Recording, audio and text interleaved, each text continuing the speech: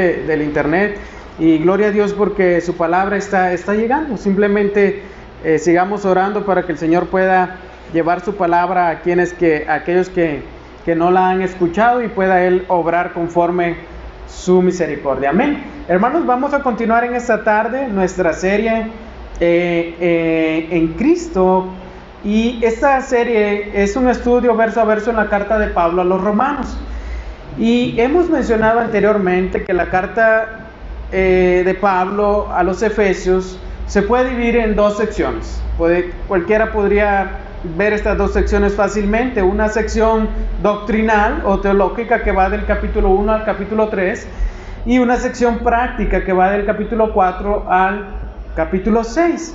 Hoy vamos a entrar en este capítulo 2, que está en la primera sección de la carta, y vamos a estar estudiando los primeros 10 versículos. Y vean lo que dice, junto conmigo pueden tomar sus Biblias. Vamos a leer los primeros 10 versículos del capítulo 2. Dice: y Él les dio vida a ustedes que estaban muertos en sus delitos y pecados, en los cuales anduvieron en otro tiempo, según la corriente de este mundo, conforme al príncipe de la potestad del aire, el espíritu que ahora opera en los hijos de desobediencia. Entre ellos también todos nosotros en otro tiempo vivíamos en las pasiones de nuestra carne, satisfaciendo los deseos de la carne y de la mente, y éramos por naturaleza hijos de ira, lo mismo que los demás. Pero Dios, que es rico en misericordia, por causa del gran amor con que nos amó, aun cuando estábamos muertos en nuestros delitos, nos dio vida juntamente con Cristo. Por gracia ustedes han sido salvados. Y con Él nos resucitó, y con Él nos sentó en los lugares celestiales en Cristo Jesús, a fin de poder mostrar en los siglos venideros las sobreabundantes riquezas de su gracia, por su bondad para con nosotros en Cristo Jesús. Porque por gracia ustedes han sido salvados por medio de la fe, y esto no procede de ustedes, sino que es don de Dios, no por obras, para que nadie se gloríe. Porque somos hechura suya, creados en Cristo Jesús para hacer para hacer buenas obras, las cuales Dios preparó de antemano para que anduviéramos en ellas. Qué impactante pasaje, ¿no? Y si ustedes recuerdan, en el primer capítulo Pablo ha saludado a los lectores, ha tenido una introducción, un saludo, luego ha glorificado al Padre por esas bendiciones espirituales que se han recibido por medio de Cristo, beneficios que Pablo ha mencionado de esa redención, y también ha hecho una oración por los efesios. Ha orado por los efesios para que ellos puedan tener un espíritu de sabiduría y de revelación en un mejor conocimiento de Dios. Entonces, Pablo ha dado gracias por estos creyentes. ¿Por qué? Porque él también escuchó acerca de su fe y de su amor por los demás. Así que Pablo ha llevado a estos creyentes a que ellos puedan comprender de que es la obra de Cristo que los ha resucitado para ahora colocarlos en lugares celestiales. Y dice que Él es la cabeza. Él es la cabeza de todas las cosas, y sobre todas esas cosas también es la cabeza de la iglesia. Entonces, qué interesante cómo Pablo ha mencionado en el primer capítulo las posesiones espirituales de los creyentes en Cristo Jesús. Pero ahora en el capítulo 2 Pablo pasa a mostrarles cuál es su posición en Cristo. Y en este capítulo 2 podemos ver dos divisiones, si les gustaría a ustedes llamarlas así, dos divisiones o dos partes, que en el capítulo 2 se ven claramente. Versículo 1 al 10, Pablo nos va a decir lo que Dios ha hecho por los pecadores. Y en los versículos 11 al 22, Pablo nos va a decir lo que Dios hace con los creyentes, tanto judíos como gentiles. Entonces, hoy vamos a estudiar estos primeros 10 versículos de este segundo capítulo. Ahora, ¿alguna vez ustedes se han preguntado cuál es su posición como creyentes? ¿Cuál era y cuál es ahora su condición delante de Dios? Cuando uno va a un doctor por alguna enfermedad o por alguna situación, Uno va para que el doctor sin duda te dé un diagnóstico de lo que te está pasando y que a la misma vez te recete la medicina para poder mejorar esa situación que estás atravesando de enfermedad o de cualquier otra cosa. Entonces, para que el doctor pueda darnos la solución, primero necesita diagnosticarnos lo que tenemos. Y aunque el diagnóstico pueda ser muy malo, pues nosotros tenemos que escuchar, ¿no?, lo que estamos padeciendo para poder ser conscientes de lo que tenemos y así poder tomarnos la medicina que Él nos va a dar. Decir, bueno, esto va a ser de provecho para mi salud y me va a llevar a estar mejor. Entonces, es algo de lo que Pablo hace en estos primeros versículos. Pablo da un vistazo al pasado, a lo que éramos antes, a la vida que teníamos antes, para luego mostrarnos lo que ahora somos en Cristo Jesús. Es decir, Pablo nos muestra la vida de pecado que teníamos, lo que éramos, para que ahora podamos apreciar más la gracia que el Señor nos ha mostrado. Entonces, como creyentes, hermanos, tenemos esa tarea, poder ver lo que éramos y ahora poder ver lo que Dios ha hecho por nosotros y esa posición que nos ha dado en Él. Es necesario que como creyentes sepamos, hermanos, de dónde el Señor nos ha sacado para poder así apreciar más la gracia y su amor hacia nosotros. Así que vayamos al texto y estudiemos verso a verso. Antes les digo, hay muchos teólogos y hermanos pastores que han escudriñado profundamente este pasaje. Así que lo que yo les puedo decir es tan solo una diminuta parte de lo que ellos han estudiado a profundidad. Que el Señor nos dé gracia para poder entender este texto. Y si alguno de ustedes quiere seguir ahondando en este pasaje, hay muchos recursos en los cuales podemos encontrar una riqueza por medio de hombres de Dios que el Señor ha usado. Amén. Entonces, vean lo que dice el primer versículo. Y Él les dio vida a ustedes que estaban muertos a causa de sus delitos y pecados. Observen lo primero que Pablo dice.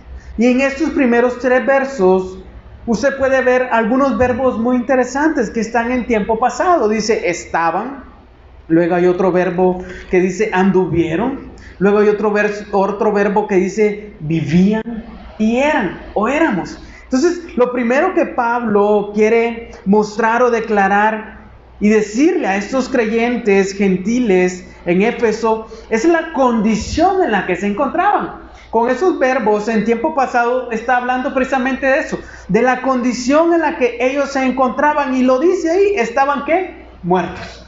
Cualquiera dice, bueno, Pablo, ¿por qué escribes una carta y en el segundo capítulo dices, ustedes estaban muertos?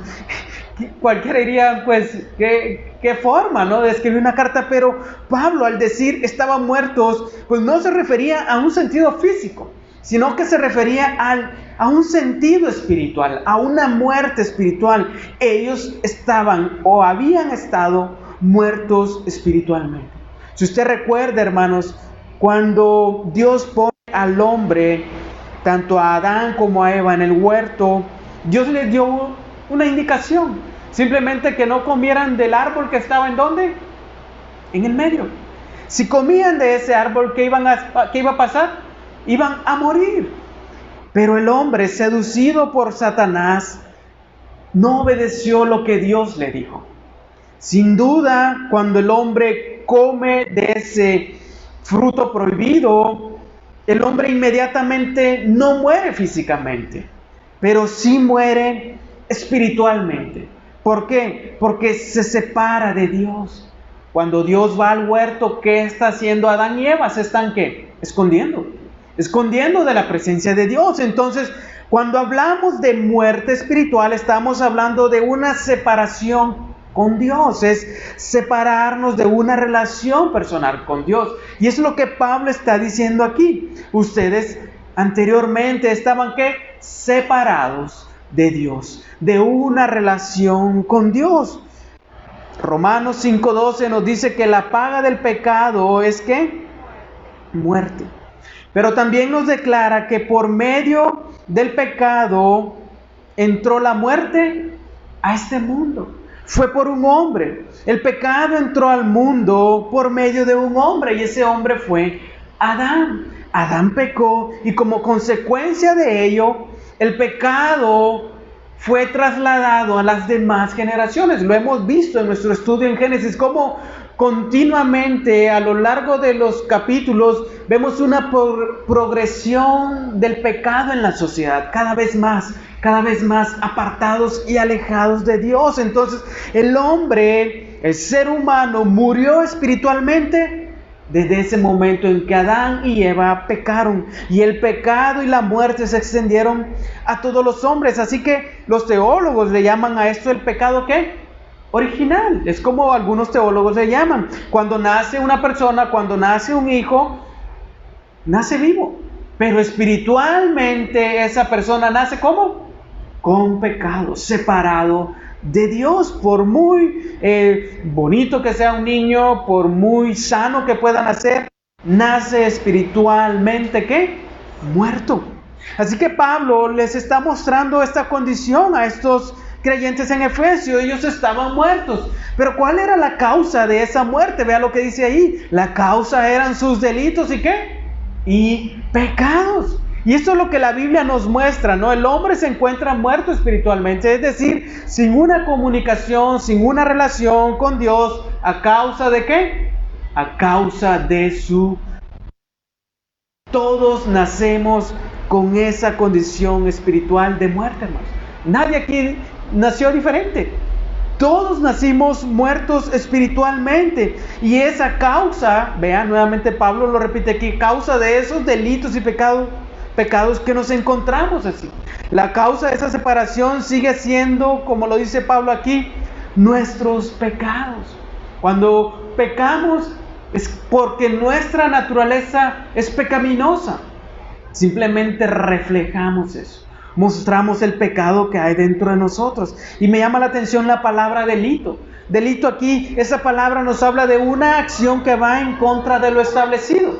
Cuando un tránsito hace una señal de no pasar y yo digo, no, yo voy a pasar, estoy cometiendo una acción que va en contra de lo establecido, entonces estoy cometiendo un delito. Entonces, la palabra delito aquí significa eso entonces.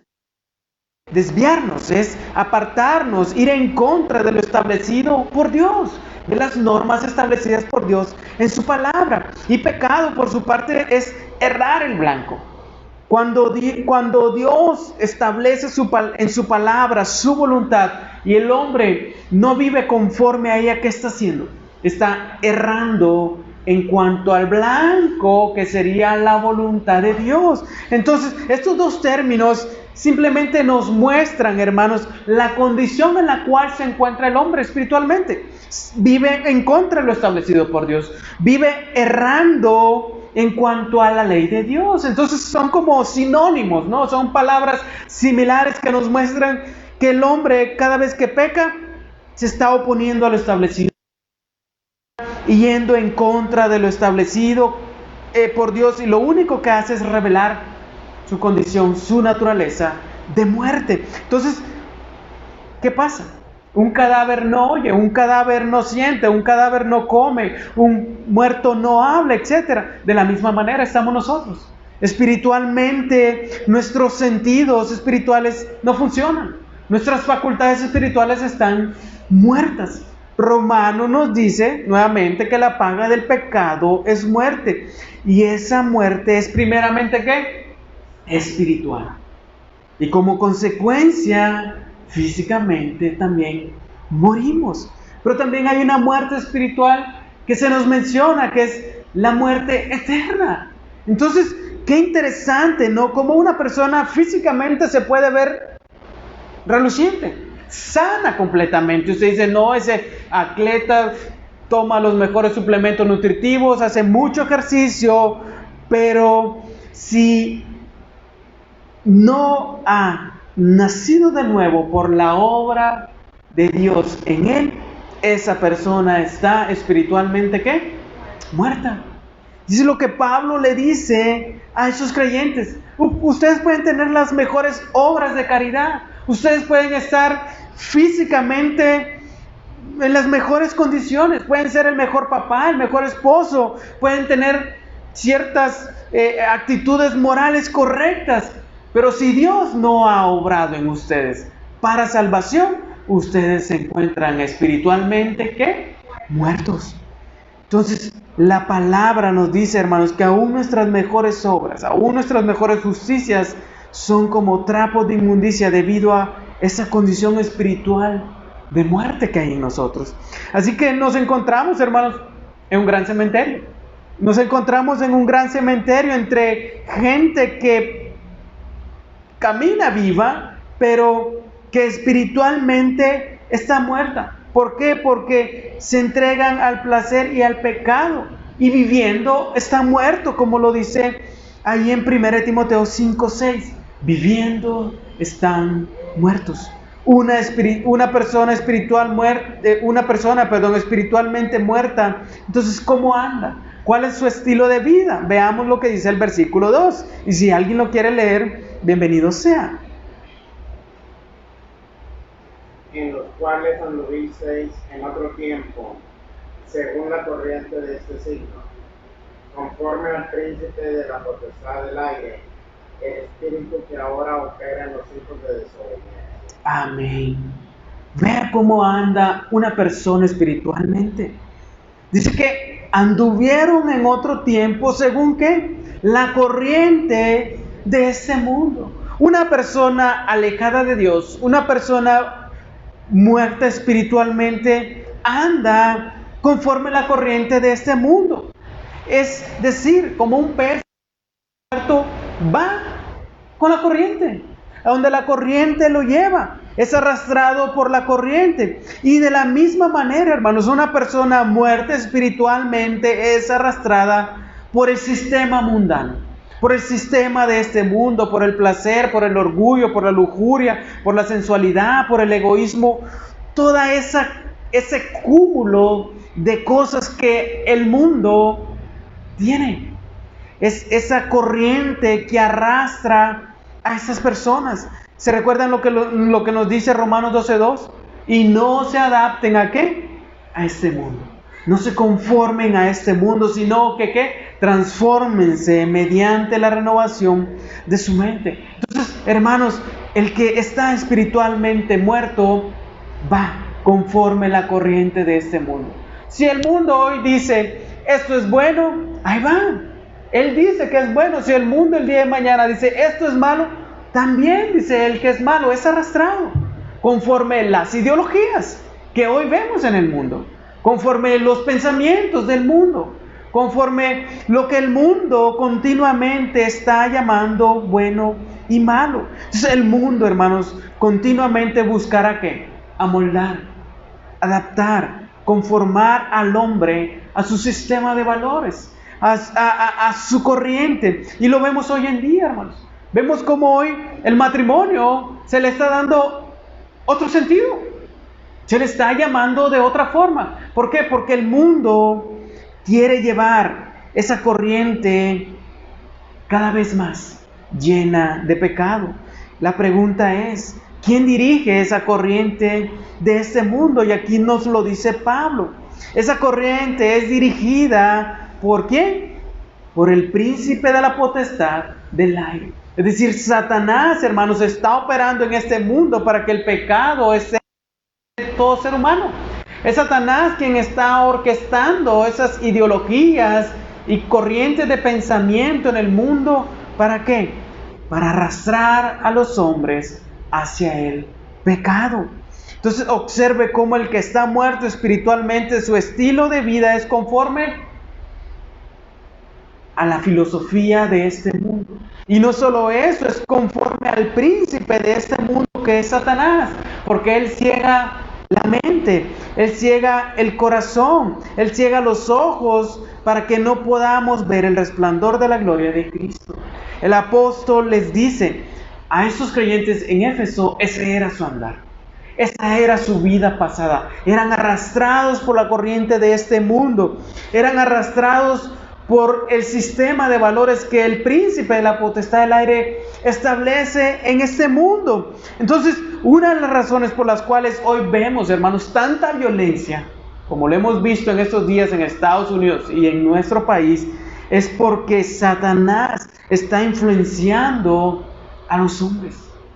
Porque los hombres están siendo arrastrados, hermanos, por esa corriente filosófica de ideologías que Satanás está orquestando en el mundo. Es por eso la violencia que hoy vemos hoy en día. Es por eso que hoy vemos una sociedad degradada. Es por eso que vemos a jóvenes yendo hacia el pecado cada vez más y más. Por eso el apóstol Pablo lo dice. Es un espíritu que está operando en todos aquellos que desobedecen ¿a quién? Al Señor. El espíritu que ahora opera en ¿quiénes? En los hijos de desobediencia. Está yendo cada vez más. Tal y como lo hizo Adán y Eva, el enemigo está buscando que el ser humano siga en esa condición de desobediencia.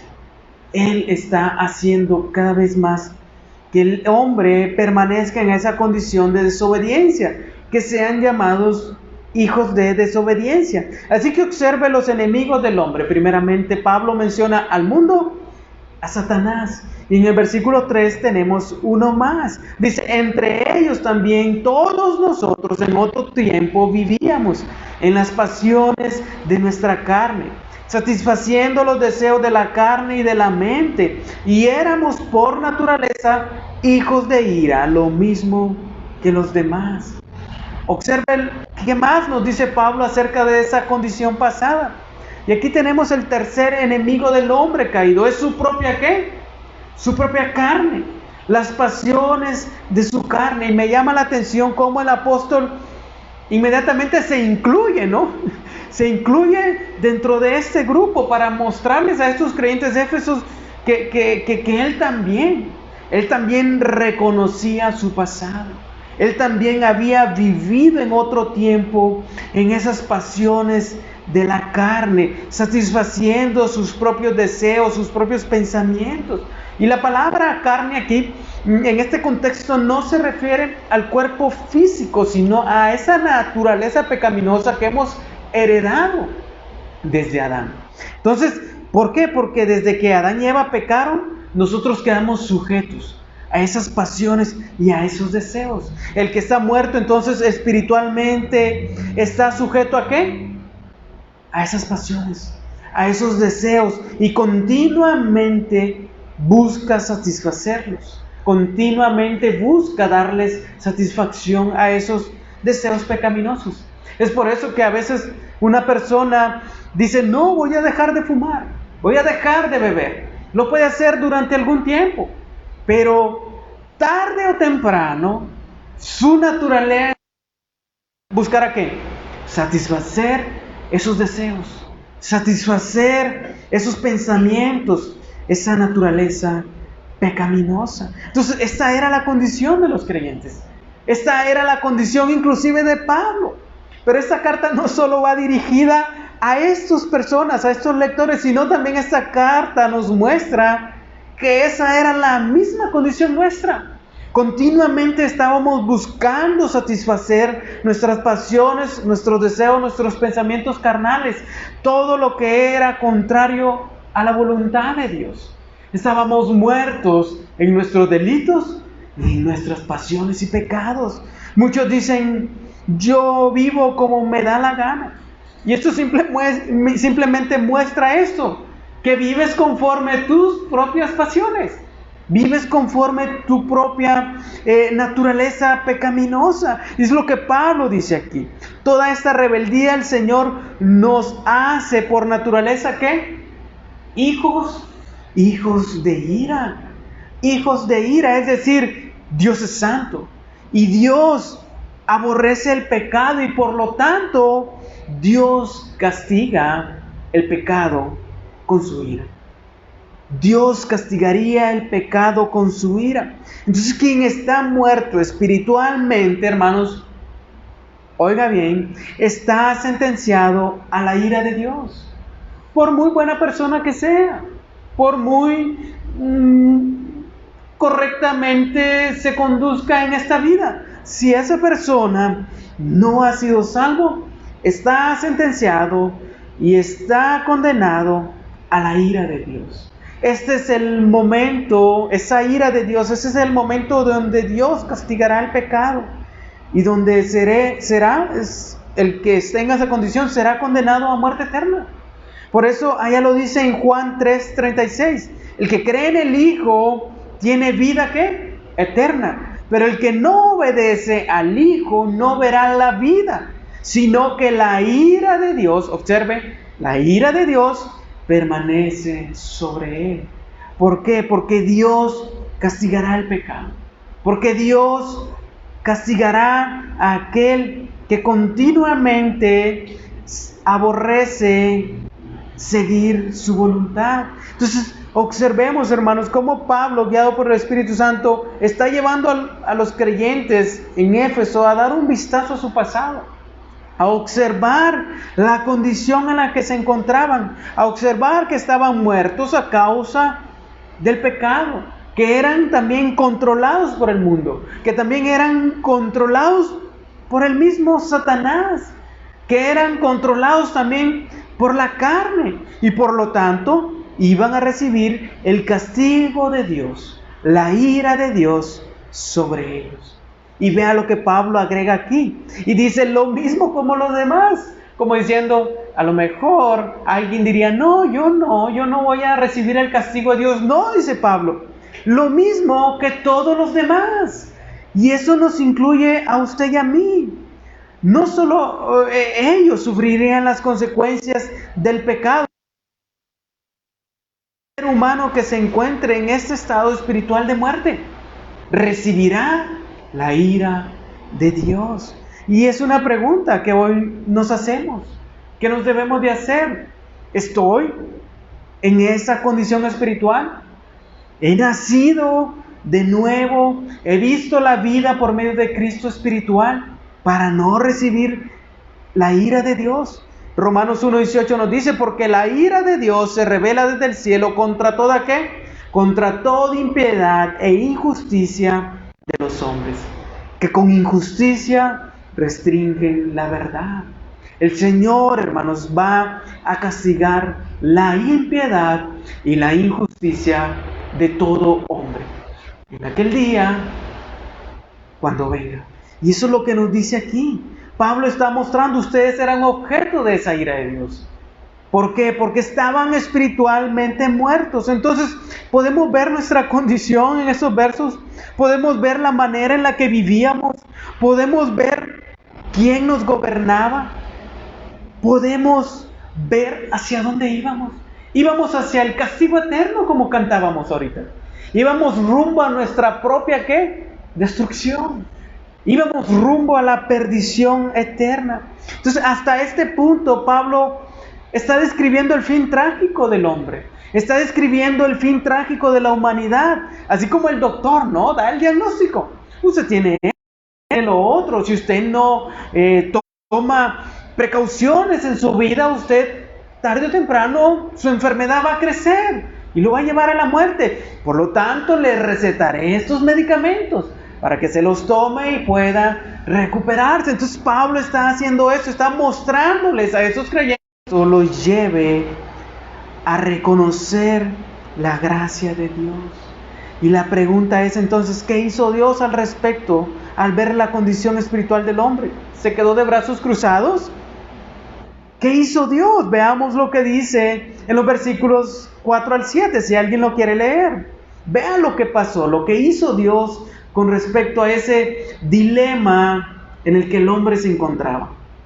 Pero Dios, que es rico en misericordia, por causa del gran amor con que nos amó, aun cuando estábamos muertos en nuestros delitos, nos dio vida juntamente con Cristo. Por gracia han sido salvados. Y con Él nos resucitó. Y con Él nos sentó en los lugares celestiales en Cristo Jesús, a fin de poder mostrar en los siglos venideros las sobreabundantes riquezas de su gracia, por su bondad para con nosotros en Cristo Jesús. Amén. Vea aquí en estos párrafos cómo vino la vida por medio de la gracia. Dice, pero Dios. Observe cómo hay un gran cambio ahora. Hay un gran contraste. Este es uno de los peros más hermosos de la palabra de Dios. Nos muestra un cambio total, un giro adversativo a esa desdicha que el hombre tenía. Nos muestra ahora un gran cambio entre la desesperanza del hombre y lo que Dios hizo por el hombre pecador. Pero Dios, que es rico en misericordia, por su gran amor con que nos amó, dice Pablo, hizo esto, esto y esto. Y me gusta cómo Pablo introduce a Dios aquí, como el énfasis. Dios es el sujeto ahora de este pasaje. Anteriormente del hombre, hacia donde el hombre iba, ahora es Dios el sujeto de todo este pasaje. Ahora todos los reflectores apuntan hacia Él. Nos muestran a un Dios soberano tomando la iniciativa de salvar al pecador. De salvar al pecador. ¿Qué puede hacer un muerto espiritualmente para salvarse? Nada. No podíamos hacer nada. Estábamos esclavos del pecado. Estábamos atados y no podíamos liberarnos por nuestra propia voluntad de eso. Estábamos inertes y muertos. Pero vea, Dios soberanamente toma la iniciativa de salvar al pecador. Y vea aquí dos características que Pablo nos menciona acerca de Dios: misericordia y ¿qué? Y amor. Dios no solo es misericordioso, sino que es, ¿qué dice? Rico en misericordia. Entonces Dios, al ver nuestra miseria y nuestra bancarrota espiritual, tuvo ¿qué? Misericordia. Misericordia es tratar a alguien bien aun y cuando no lo merece. Aun y cuando no lo merecíamos, Dios ¿qué hizo? Nos rescató. Mostró misericordia, nos trató bien. Por eso ahorita cantábamos precisamente eso. Siendo indiferente aún, de mí tuviste compasión. Entonces, hermanos, Pablo nos está mostrando eso. ¿A dónde estábamos? Estábamos en el lodo. Estábamos en la podredumbre espiritual. Y ahí Dios, en su soberanía, metió su mano para rescatarnos de eso. Mostró misericordia. Entonces, ¿qué motivó a Dios a tener misericordia y salvarnos? Dice, fue a causa de ¿qué? Del gran amor con que nos amó. Me encanta cómo lo dice la NTV. Dice, pero Dios es tan rico en misericordia y nos amó tanto que a pesar de que estábamos muertos por causa de nuestros pecados, nos dio vida. Hermanos, qué interesante. Dios nos amó con un amor tan grande que estuvo dispuesto a eso, a levantarnos de ahí, de donde estábamos. Dice Juan 3:16, porque de tal manera, vea nuevamente, de tal manera amó Dios al mundo que ¿qué hizo? ¿Cómo mostró su amor? Aquí, enviando a su Hijo unigénito, al único Hijo, para que todo aquel que cree en Él no se pierda, sino que tenga vida eterna. Esa fue, hermanos, la motivación de Dios, su gran amor. Y ese gran amor enviando a su Hijo, para que aquel que crea en Él no se pierda. Nuevamente, vea, vamos hacia la perdición, pero al creer en Él no nos perdemos, sino que tenemos vida eterna. Entonces observe, hermanos, cómo no fue el esfuerzo humano el que participó en esto. No fuimos nosotros los que, ay sí, voy a buscar a Dios ahora para esto y para lo otro. No fue el esfuerzo humano, sino la misericordia y el amor de Dios que obraron para nuestra ¿qué? Salvación. Entonces, cuando Dios mostró su amor y su misericordia a nosotros, leamos, aún cuando estábamos muertos a causa de nuestros delitos. En ese momento, Dios no esperó, lo voy a rescatar cuando Cuando deje el cigarro. No, cuando deje de engañar a su mujer. Porque muchos dicen así, ¿no? Voy a ir a la iglesia cuando deje esto. No se trata de eso. Muchos dicen, no, voy a ir a la iglesia cuando deje de decir malas palabras. No, nunca podrás. Porque por naturaleza estás yendo hacia el pecado. Y si no es por tu naturaleza, por así decir, es Satanás entonces quien te está arrastrando hacia el pecado. O sea, observe, es el mundo, es Satanás y es nuestra propia carne que nos tiene esclavizado al pecado. O sea, son tres enemigos que nos están continuamente arrastrando hacia el pecado. Entonces observe cómo no es el hombre, no es el esfuerzo humano, sino es la misericordia de Dios que nos amó aun cuando estábamos muertos espiritualmente. Es decir, cuando no podíamos buscar a Dios por nuestra propia cuenta, cuando éramos incapaces de buscarle. Observe qué amor tan grande. Observe qué compasión tan grande tuvo el Señor con nosotros. Estábamos totalmente muertos, hermanos. Por nuestra propia voluntad no íbamos a buscar de Él.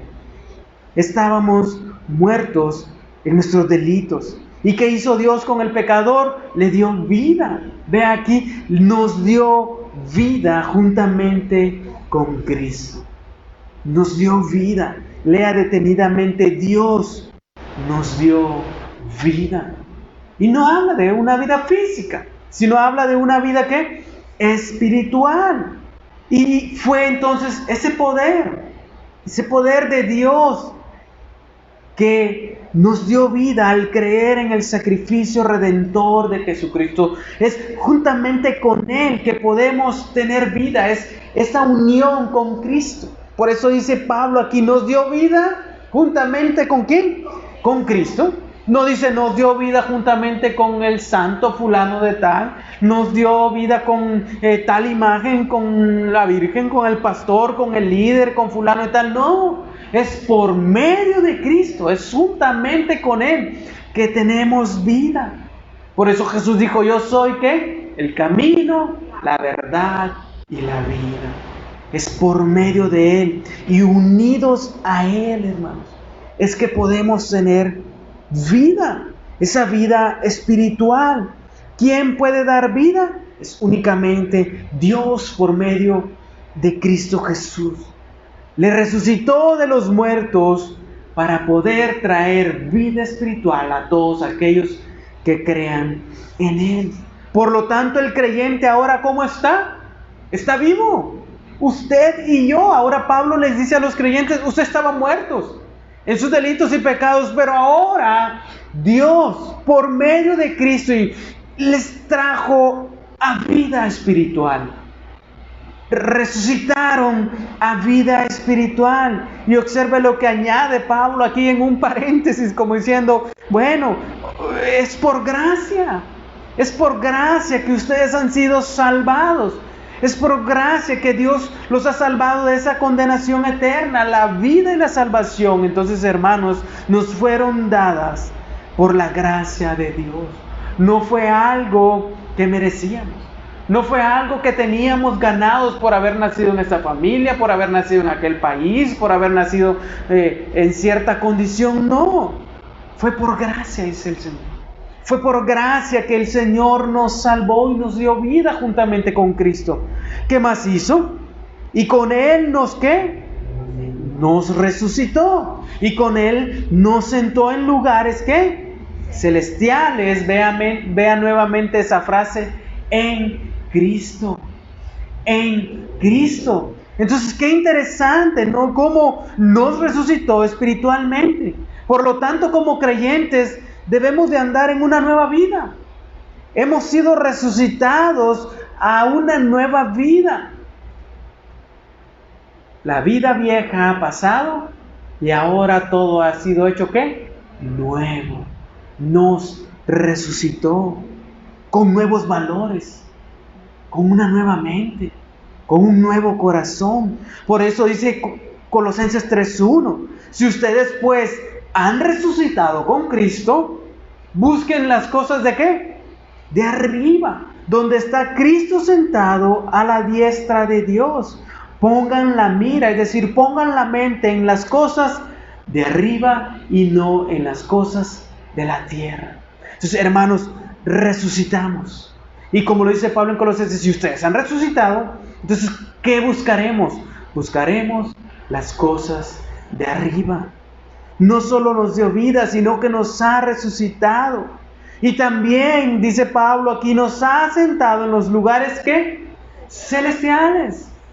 Te da vida, te resucita y ahora te da esa posición en lugares celestiales. Es decir, como creyentes ahora estamos posicionados espiritualmente donde está Jesucristo. Claro, todavía en este momento no estamos ahí, pero nos habla que ya tenemos esa posición. Ya la tenemos. Entonces ahora usted y yo, hermanos, no somos ciudadanos de este mundo, sino que somos ciudadanos del cielo, de donde esperamos a nuestro Salvador. Apocalipsis 3:21 dice, al vencedor le concederé sentarse conmigo ¿en dónde? En mi trono, como yo también vencí y me senté con mi Padre en su trono. Ahí estaremos, hermano, juntamente con Él en lugares celestiales, por medio de Él. Entonces, hermano, observe cómo Pablo nos está llevando, ¿no? Nos llevó primero a ver nuestra desgracia, nos llevó primero a ver la condición en la que estábamos y ahora nos lleva a ver el presente y el futuro que tenemos en Él. El presente y el futuro que tenemos en Él. Ya estamos sentados allí, aunque todavía no, pero ya estamos. Y esto nos da esperanza, hermanos, de que estaremos juntamente con Él por la eternidad. Esto debe traer consuelo y esperanza a nuestros corazones, de que Dios nos ha dado esta promesa de que estaremos con Él por la eternidad. Versículo 7, a fin de poder mostrar en los siglos venideros las sobreabundantes riquezas de su gracia por su bondad para con nosotros en Cristo Jesús. Me encanta cómo el versículo 7 aquí destaca eso, que el Señor nos amó, aun cuando estábamos muertos en nuestros delitos y pecados. Y su amor le hizo enviar a su único Hijo a este mundo para morir en la cruz por nuestros pecados. Y ahora nosotros, al creer en ese sacrificio, no nos perderemos, sino que tendremos vida eterna. Pero ¿qué propósito tuvo el Señor? Dice que a fin de poder mostrar en tiempos futuros esa abundante riqueza y esa abundante bondad que nos tuvo. Dios hizo todo esto, hermanos, para mostrar en el futuro su inmensa generosidad. Es decir, para mostrarle a todos los demás cuán generoso es, cuán abundante es su gracia. Y me encanta cómo lo dice la versión lenguaje actual. Hizo esto para mostrar en el futuro la bondad y el gran amor con que nos amó por medio de Jesucristo.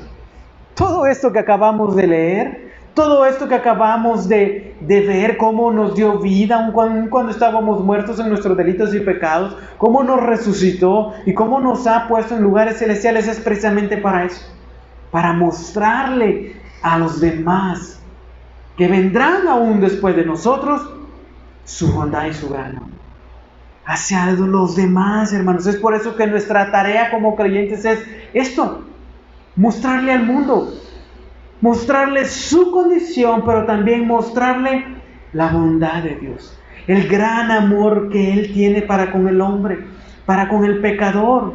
Entonces, qué interesante.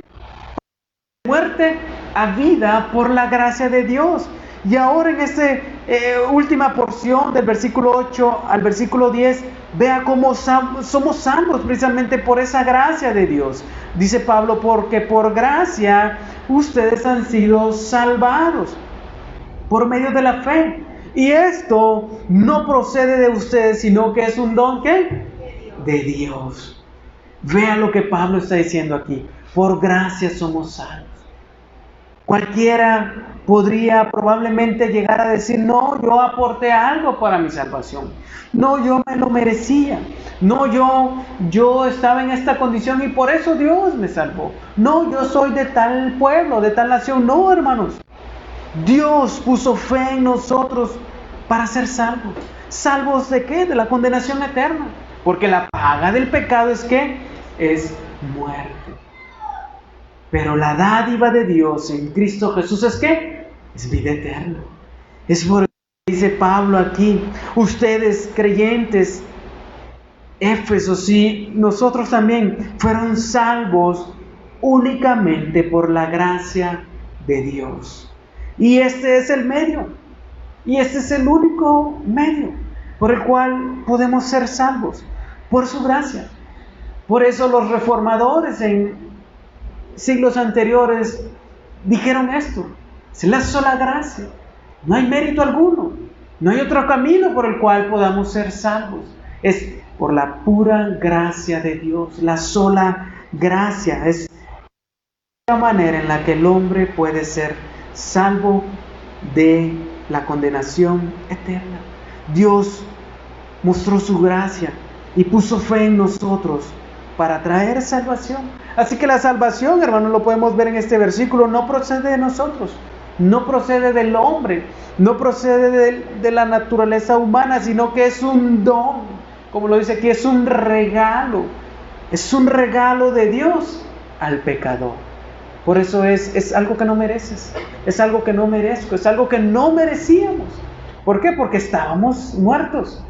Tuvo Dios que traernos ese regalo, mostrarnos esa gracia y darnos salvación. Entonces, hermanos, esta es la esencia del Evangelio. Por eso lo que cantamos aquí, ustedes pueden observar la letra, es precisamente eso. Buscamos cantar el Evangelio, cantar lo que Dios ha hecho por nosotros. Por eso quizás alguien dice, no, hermanos, es que a veces se me harán aburridas las alabanzas. No, hermanos, es la esencia del Evangelio, es lo que Dios ha hecho por nosotros, es lo que cantamos, es lo que constantemente debemos de predicar, que Dios, hermanos, nos rescató de la muerte eterna por su gracia. Entonces, todo es por gracia y es muy difícil de entender porque es un regalo gratuito, pero a la misma vez es un regalo costoso y precioso. ¿Por qué? Porque costó la sangre de su Hijo. Por eso dice Romanos 3:24, todos son justificados gratuitamente por su gracia, por medio de la redención que es en Cristo Jesús. Es por medio de Cristo. Dios mostró su gracia por medio de Cristo en la cruz. Es por eso, hermanos, que cuando Jesús asciende, me encanta cómo Jesús le dice a los discípulos, es necesario que yo me vaya. Es necesario que yo ascienda, pero que a ustedes venga ¿quién? El Consolador. Él les mostrará el camino y les guiará a toda verdad. El Espíritu Santo, entonces ahora, hermanos, es quien constantemente nos está recordando esto en nuestros corazones. ¿Dónde estabas? Y ahora nos recuerda que la gracia de Dios nos levantó de ahí.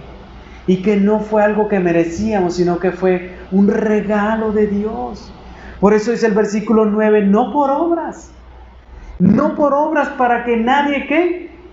Se gloríe, para que nadie pueda jactarse y decir, yo participé en esto, la salvación la obtuve por esto.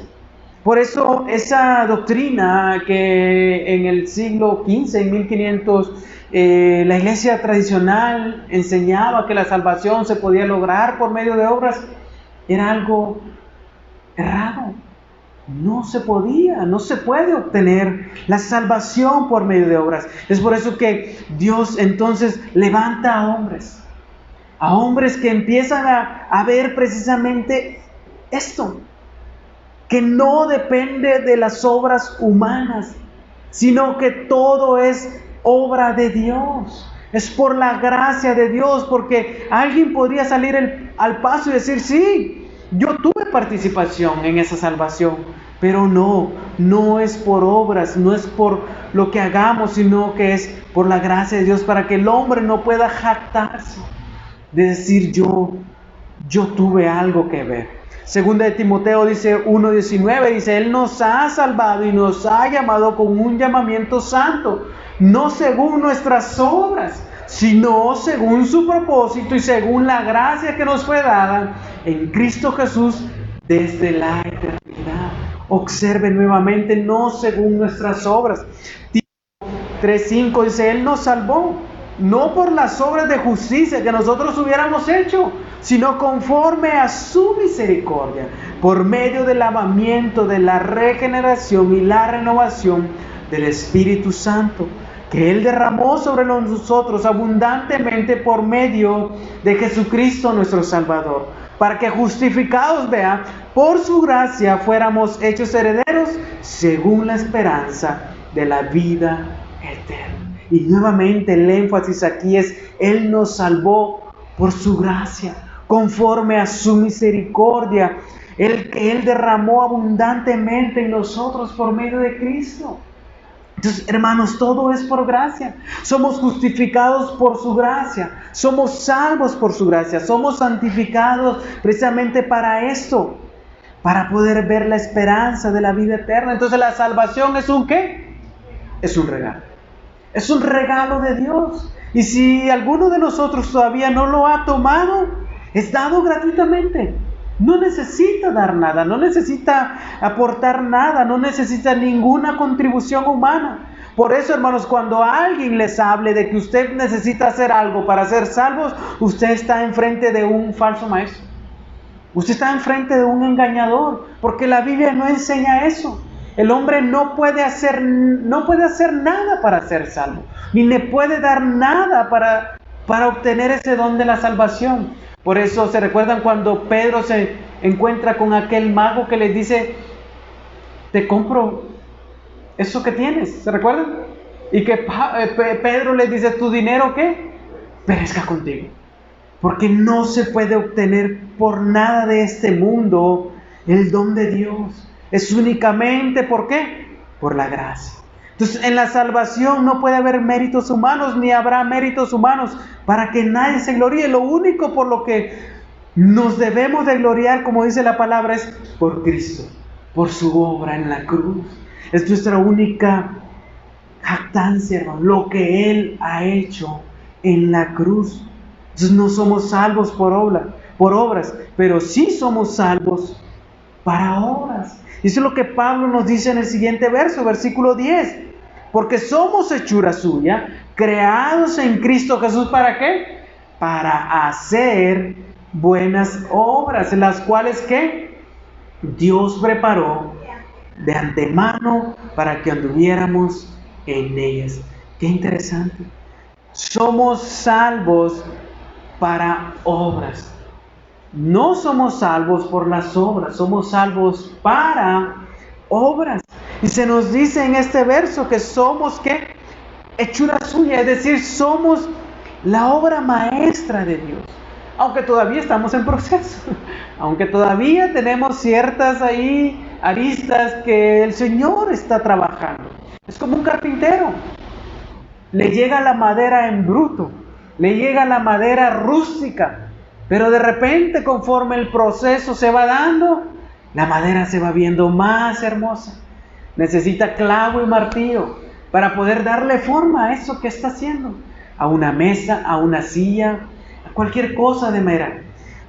Pero el resultado final es algo hermoso. Estamos siendo eso, hermanos. Estamos siendo la obra maestra de Dios. Aquí Pablo ya lo muestra como ya eso. Con la esperanza de que sepamos de que Dios nos dará ese final. Seremos esa obra de Dios. Seremos esa hechura, esa obra maestra de Dios. Entonces, como el alfarero trabaja el barro también.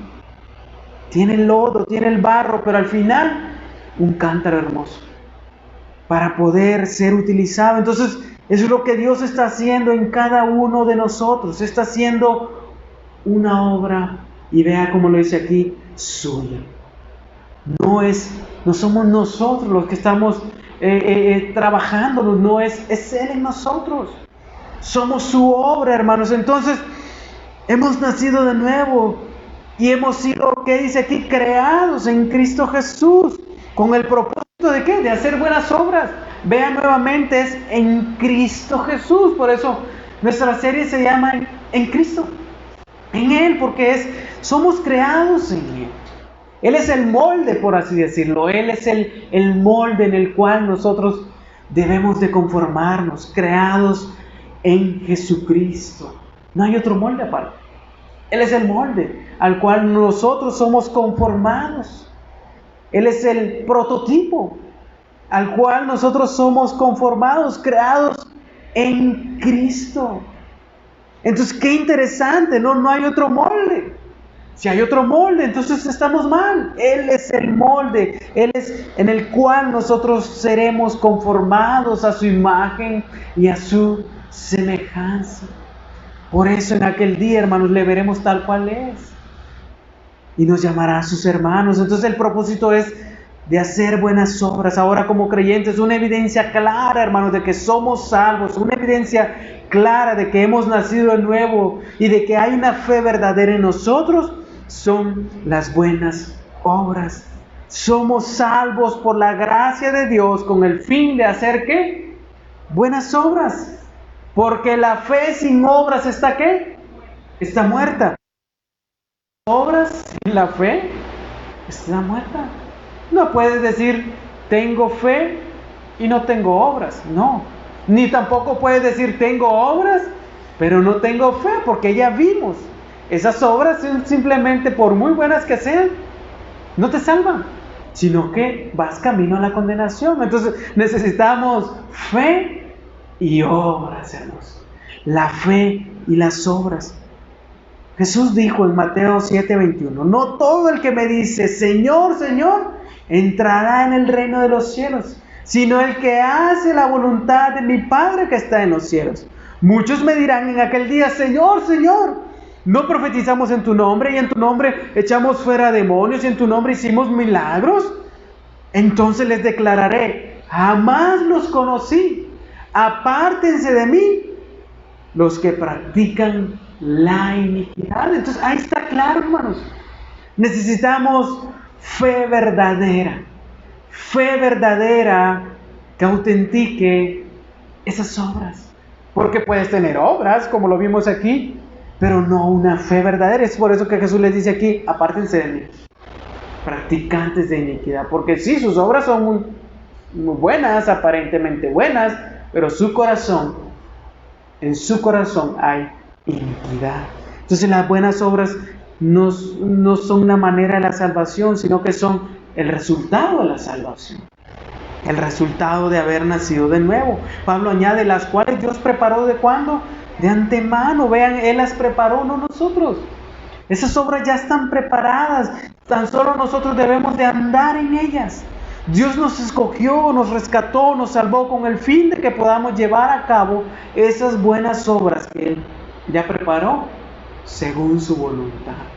2 Corintios 9:8 dice, y Dios puede hacer que toda gracia abunde para ustedes, a fin de que teniendo siempre todo lo suficiente en todas las cosas, abunden para toda buena obra. Vean, es el poder de Dios, el que está obrando, hermanos, el que nos está dando ese poder para guiarnos hacia eso, para que abundemos en buenas obras. No somos nosotros. Nuevamente recordemos, de nosotros no puede salir nada bueno, es Dios por medio de su Espíritu Santo quien está obrando abundantemente para que nosotros andemos en esas obras. Como creyentes entonces, hermanos, somos llamados a andar en las obras que Dios preparó. Las buenas obras que brotan de una fe son sencillamente una oportunidad de mostrar nuestro aprecio por todo lo que Dios ha hecho por nosotros por medio de Cristo Jesús. Es mostrar esa gratitud que tenemos hacia esa gracia derramada en nosotros. Entonces, hermanos, como conclusión, andamos en delitos y pecados. Estábamos muertos en delitos y pecados. Éramos llevados inclusive por el mismo Satanás, éramos controlados. Pero ahora debemos andar. Vea el contraste, cómo empezó. Andábamos en malas obras y ahora andar en buenas obras. andábamos en delitos y pecados en contrarios a la voluntad de Dios, ahora andar conforme a la voluntad de Dios. Entonces, vea el contraste claro, hermanos, aquí de una vieja vida y una nueva vida. Entonces, prácticamente este pasaje es como un diagnóstico, donde podemos darle check a cada uno y decir, bueno, aquí voy, aquí no voy, aquí no voy, aquí voy, aquí voy. Y de ver, he nacido de nuevo.